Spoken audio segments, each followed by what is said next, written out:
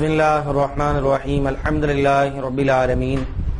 As-salatu was-salamu ala rasulika Sayyidina Muhammadin sallallahu alayhi wa sallam wa ala alihi wa ashabihi ajma'in. Amma ba'd, ya ayyuhan nas usikum ibadallah wa iyaya awwalan bi taqwallah.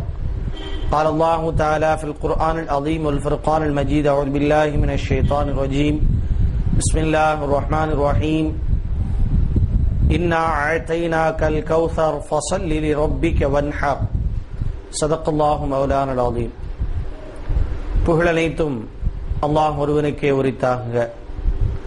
அல்லாஹ்வின் அருளும் கருணையும் சலாத்தும் சலாமும் சர்க்குருநாதர் சர்வலோக தூதர் கண்மணி நாயகம் ஸல்லல்லாஹு அலைஹி வஸல்லம் அவர்கள் முதல் நம் யாபேர்கள் மீதும் என்றென்றும் உண்டாவதாக என்ற இனிய துஆவோடு சலாத்தினை கூறி துவங்குகிறேன். அஸ்ஸலாமு அலைக்கும் வரஹ்மத்துல்லாஹி தஆலா வ பரக்காத்துஹு.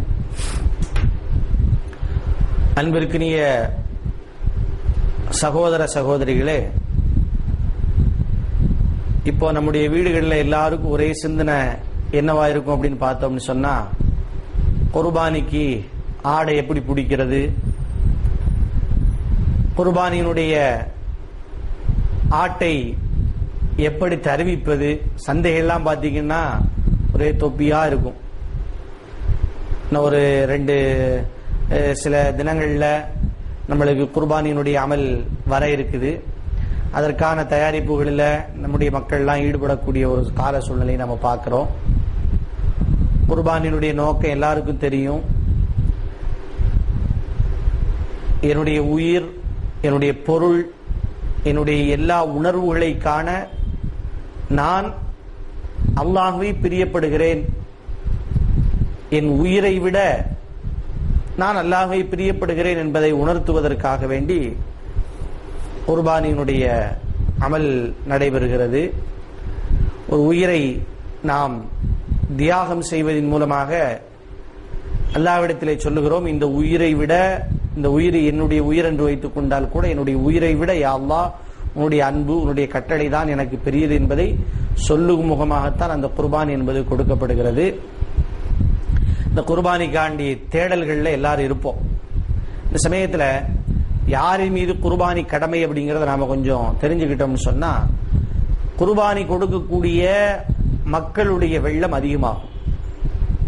குர்பானி யாரு கொடுக்கணும் அப்படின்னு கேட்டா, யாரிடத்திலே அவர்களுடைய தேவைகள் எல்லாம் போக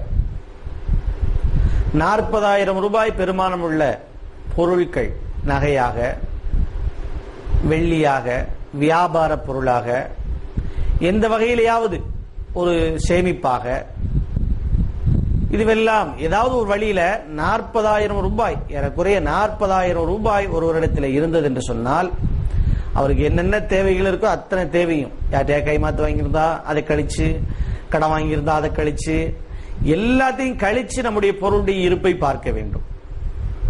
இப்போ ஒரு குடும்பத்துல எப்படி ஒரு கணக்கு பார்க்கணும் அப்படிங்கறத நாம சொல்லணும்னு சொன்னா, இப்போ ஒருத்தர் இருக்கிறாரு, அவரிடத்துல என்ன செய்யுது, வியாபார பொருட்கள் ஒரு லட்சம் ரூபாய்க்கு இருக்குது.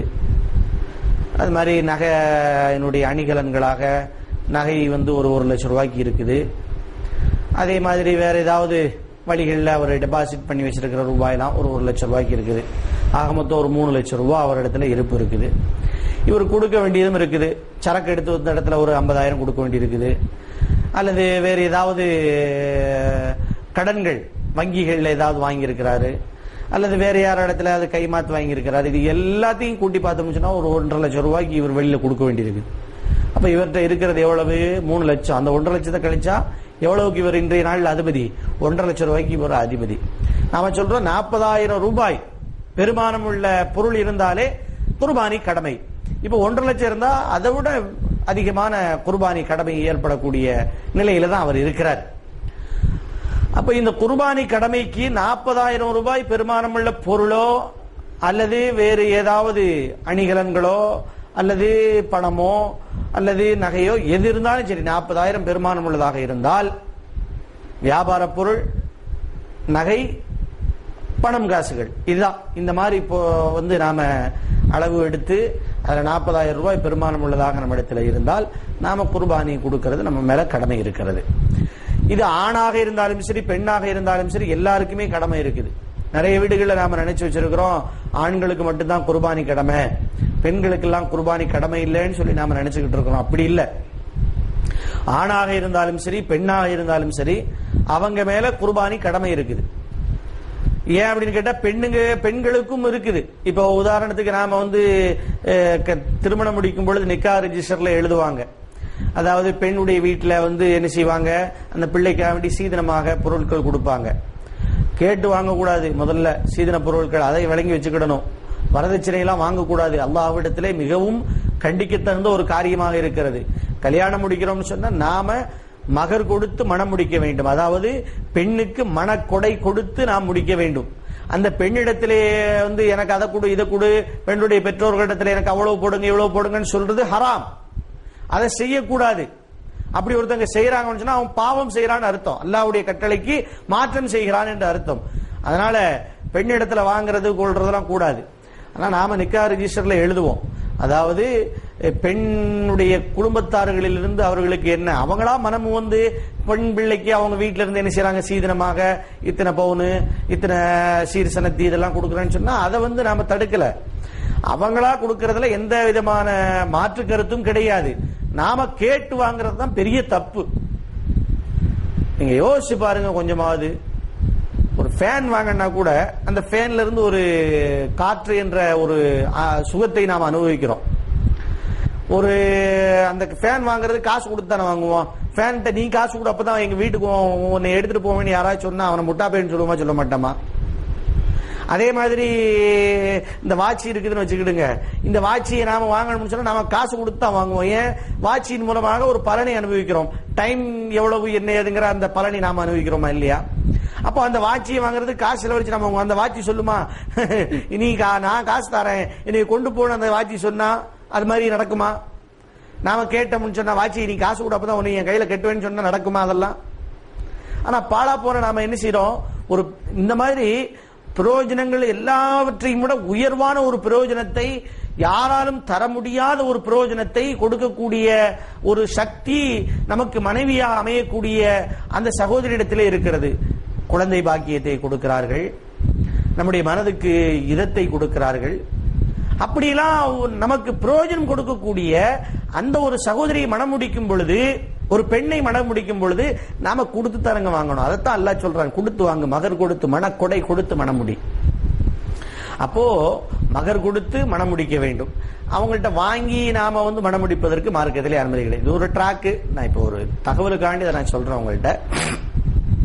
சரி, இப்போ நாம அந்த பெண்ணுடைய வீட்டிலிருந்து அவங்களுக்கு என்ன செய்வாங்க, நகைகள் பொருட்கள் எல்லாம் கொடுப்பாங்க. நிக்கா ரெஜிஸ்டர்ல கூட எழுதுவாங்க, பெண் வேண்டும் போது கொடுக்க சம்மதிக்கிறேன்னு சொல்லி இந்த கணவர் அதுல கையெழுத்து போட்டிருப்பாரு. அப்படின்னா என்ன அர்த்தம்? அந்த நகைக்கும் அந்த பெண் கொண்டு வந்த பொருளுக்கும் உரிமை யாருக்கு இருக்குது?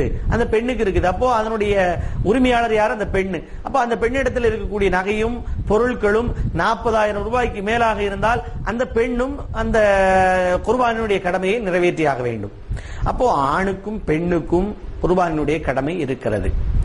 ஆண் என்ன செய்யணும்? பெண்ணுக்காக வேண்டி கொடுத்துக்கணும். தன்னுடைய மனைவிக்காக, மனைவி என்ன சம்பாத்தியம் பண்ணிக்கிட்டு இருக்கிறாங்க. எந்த சூழ்நிலையிலும் அல்லாஹ்வுத்தாலா பெண்களுக்கு சம்பாத்தியம் பண்ணணுங்கிற கட்டளை போடவே கிடையாது. சின்ன குழந்தையாக இருந்தால் பெற்றோர்கள் கவனிக்க வேண்டும், மனம் முடித்து கொடுக்கப்பட்டால் கணவன் பார்க்க வேண்டும், குழந்தைகள் இருந்தால் குழந்தைகள் பார்க்க வேண்டும். இப்படி எந்த கட்டத்தில் எடுத்துக்கிட்டாலும் சரி, அந்த பெண்ணுக்கு பாதுகாப்பாக அல்லாஹ்வுத்தாலா ஆண்களுடைய சம்பாத்தியத்தையும் ஆண்களையும் தான் வைத்திருக்கிறான். பெண் சென்று சம்பாதித்து சாப்பிட வேண்டும் என்று அல்லாஹ் சொல்லவே கிடையாது. அந்த பெண்ணை முழுமையாக சந்தோஷப்படுத்தி அவர்களுக்கு தேவையான செலவினங்களை பெற்றோராக, கணவராக, குழந்தைகளாக இருந்து அந்த பெண்ணை பரிபாலனம் செய்ய வேண்டும் என்பதுதான் அல்லாஹ்வுடைய கட்டளையாக இருக்கிறது. இதற்கு மாற்றமாக யார் அவர்களை கவனிக்காமல் விட்டு விடுவார்களோ அவர்கள் எல்லாம் பாவிகள் அல்லாஹ்விடத்திலே. அவ பெண் வேணும். அதனால அந்த பெண் போய் சம்பாதிச்சு அந்த குர்பானி எல்லாம் கொடுக்கணும் தேவையில்லை. யாரு கொடுத்துக்கிடணும்? அவங்களுடைய கணவரோ, அவருடைய பிள்ளைங்களோ, அவருடைய சகோதரர்களோ, அவருடைய பெற்றோர்களோ அந்த பெண்ணுக்காக வேண்டி நாம என்ன செஞ்சுக்கலாம், கொடுத்துக்கலாம். அப்போ ஆணாக இருந்தாலும் சரி பெண்ணாக இருந்தாலும் சரி குர்பானியினுடைய கடமை 40,000 ரூபாய்க்கு மேலாக இருக்குமானால் கொடுக்க வேண்டும். அதே சமயம் கொடுக்கக்கூடியவர்கள் வயது வந்தவர்களாகவும் இருக்க வேண்டும். சின்ன குழந்தைகளுக்கெல்லாம் கடமை இல்லை. ஒரு பாட்டனார் என்ன செய்யறாரு, சின்ன குழந்தையா இருக்கக்கூடிய பேர குழந்தைக்கு ஒரு டெபாசிட் ரூபாய் என்ன செய்யறாரு, ஒரு 1 லட்சம் 2 லட்சம் போட்டு வைக்கிறாருன்னு வச்சுக்கிடுங்க.